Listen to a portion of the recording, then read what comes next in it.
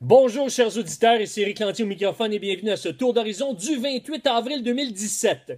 Aujourd'hui, il va être question du lobby pro-vie et de la course à la chefferie du Parti conservateur du Canada. Et ce sujet est drôlement important, mesdames et messieurs, puisque bientôt, les membres du Parti conservateur vont se choisir un chef. Et ce chef pourrait devenir le prochain premier ministre du Canada. Je dis bien pourrait parce que il va y avoir des élections en 2019. Et si ce n'est pas en 2019, eh bien, lors de l'élection suivante, il se pourrait que le chef ou la chef du Parti conservateur puisse remporter les élections et devenir premier ministre du Canada. Le sujet du jour est inspiré d'un article qui a été publié sur la plateforme du Devoir et qui s'intitule « Les organisations pro-vie s'immiscent dans la course à la chefferie du Parti conservateur du Canada ». Et oui, mesdames et messieurs, ça fait longtemps qu'on le sait, il y a des membres de groupes pro-vie qui sont au sein du Parti conservateur du Canada. Pourquoi? Parce que c'est le seul parti qui les accepte. Et quand je dis seul parti, certains vont dire non, non, non, c'est pas vrai, c'est pas vrai. Il y a le Christian Heritage Party qui, eux, sont pro-vie à 100% et qui sont enregistrés comme un parti officiel.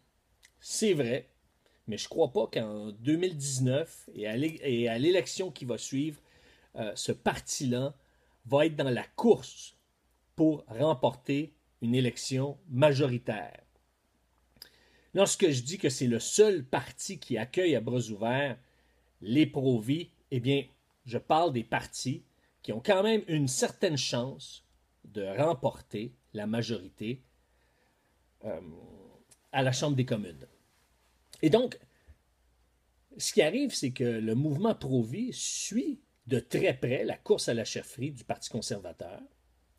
Et pour l'ensemble des gens pro-vie, il n'y en a pas nécessairement un qui, disons, fait l'unanimité. Il y a des préférés, évidemment. Brad Prost et Pierre Lemieux sont les préférés. Mais on aurait souhaité des gens ou des candidats qui sont beaucoup plus musclés ou qui sont plus intentionnels par rapport à leurs convictions judéo-chrétiennes. On sait que d'une part, ce que nous dit Joanne Browning et ce qui est révélé dans cet article, c'est que préserver une voix pro-vie au sein du Parti conservateur est essentiel parce que les autres partis ont délibérément exclu tout débat et désaccord. C'est ce qu'a fait valoir Joanne Browning du groupe Campaign Life Coalition. Eh bien, les candidats préférés des groupes pro-vie sont, comme je vous l'ai dit, Brad Pross de la Saskatchewan et l'Ontarien Pierre Lemieux. Selon Charles McVitie, qui est président du Canadian ou du Canada Christian College, eh bien, il va dire que Andrew Scheer, qui s'est quand même identifié comme pro-vie, est un bon gars, mais il est devenu mou sur l'avortement. C'est ce que déplore M. Charles McVitie, et c'est ce qui est rapporté dans les pages du journal Le Devoir. Il va dire par la suite, il a pris une position semblable à celle de Stephen Harper. Il ne fera rien sur la question, pas même sur celle des avortements sexo-sélectifs. On en a parlé ici à l'antenne du 92,7 FM.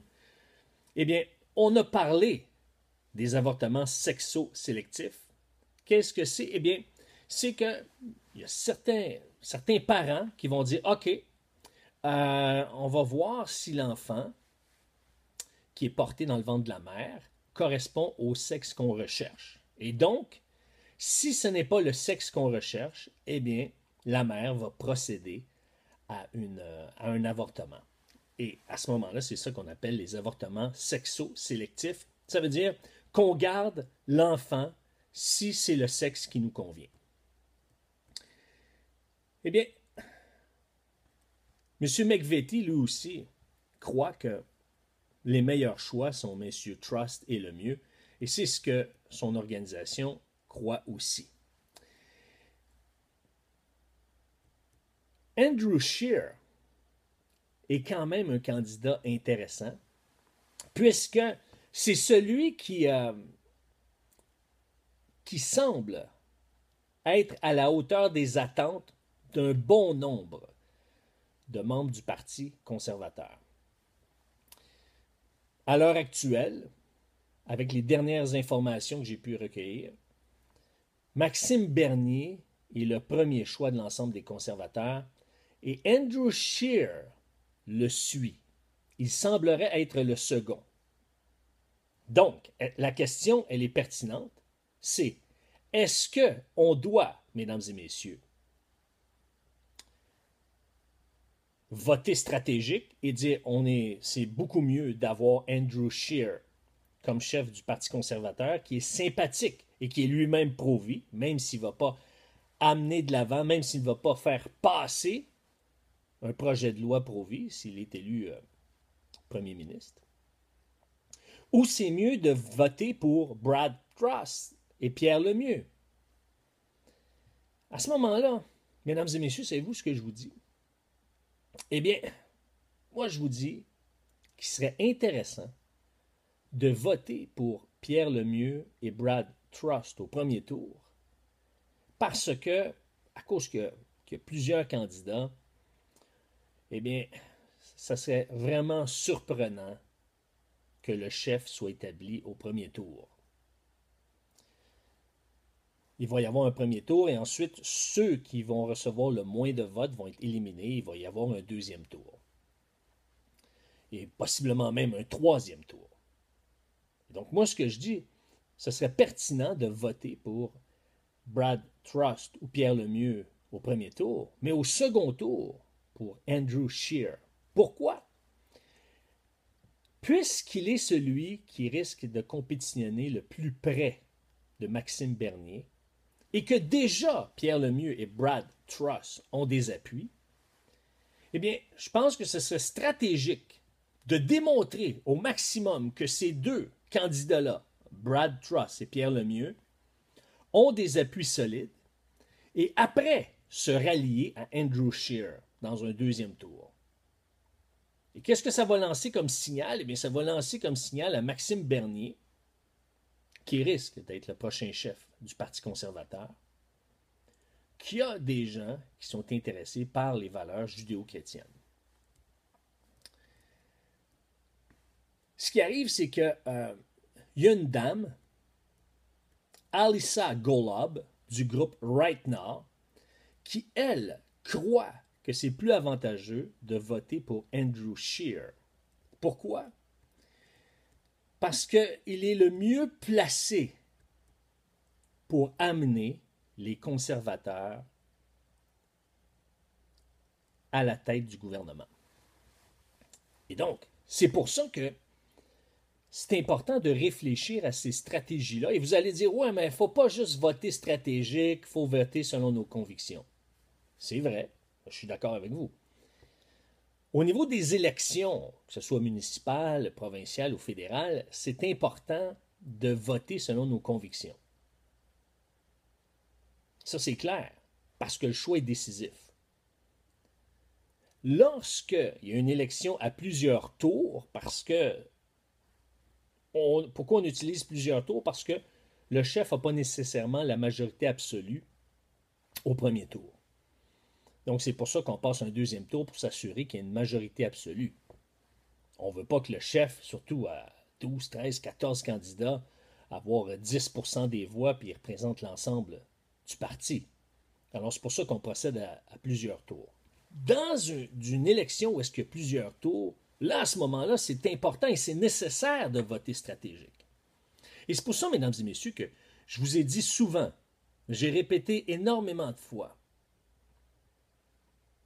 qu'il faut apprendre que lorsque ce n'est pas blanc, ce n'est pas nécessairement noir. On ne peut pas tout mettre dans une case dans la vie. Je sais que notre cerveau a tendance, a une propension à aller vers ce qui est plus facile. Donc, on met tout dans des cases. Comme ça simplifie notre vie. Mais ce n'est pas parce que c'est important au municipal, au provincial, au fédéral, et même, je dirais, aux élections scolaires, de voter selon nos convictions. Ça ne veut pas dire que dans d'autres contextes, on n'est pas appelé à voter stratégique. Pourquoi? Parce que ce qu'on veut, c'est qu'au bout de la ligne, le résultat soit le plus favorable ou le plus en ligne avec nos convictions. Et c'est pour ça que, mesdames et messieurs, moi, je vous invite à considérer quel sera votre choix. Si vous êtes membre, par exemple, du Parti conservateur du Canada et que vous êtes préoccupé par nos valeurs dans notre pays, vous êtes préoccupé parce que vous sentez qu'il n'y a pas suffisamment de candidats qui défendent, qui font la promotion de vos valeurs, eh bien, je vous invite à considérer cette course à la chefferie. Que vous soyez d'accord avec mon analyse ou non, le point n'est pas là. L'important, c'est que vous ayez réfléchi, si vous êtes un citoyen de bonne foi, que vous ayez prié, si vous faites partie des gens de foi, et que vous considériez choisir la personne qui est la mieux placée pour défendre vos intérêts et vos valeurs. C'est ça la démocratie. Sur ce, chers auditeurs, eh bien, je vous souhaite une bonne fin de semaine et je vous dis à lundi.